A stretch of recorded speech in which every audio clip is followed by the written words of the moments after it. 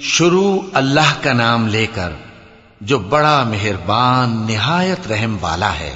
سورج کی قسم اور اس کی دھوپ کی،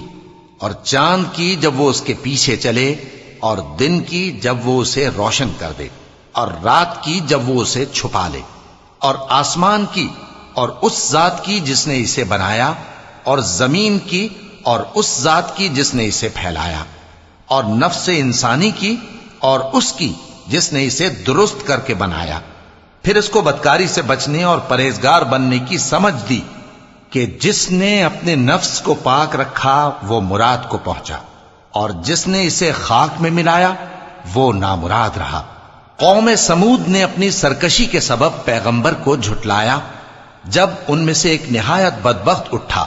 تو اللہ کے پیغمبر صالح نے ان سے کہا کہ اللہ کی اونٹنی اور اس کے پانی پینے کی باری سے خبردار رہو، مگر انہوں نے پیغمبر کو جھٹلایا۔ پھر اونٹنی کو مار ڈالا تو ان کے رب نے ان کے گناہ کے سبب ان کو نیست و نابود کر دیا، پھر سب کو برابر کر دیا، اور اللہ کو ان کے بدلہ لینے کا کچھ بھی ڈر نہیں۔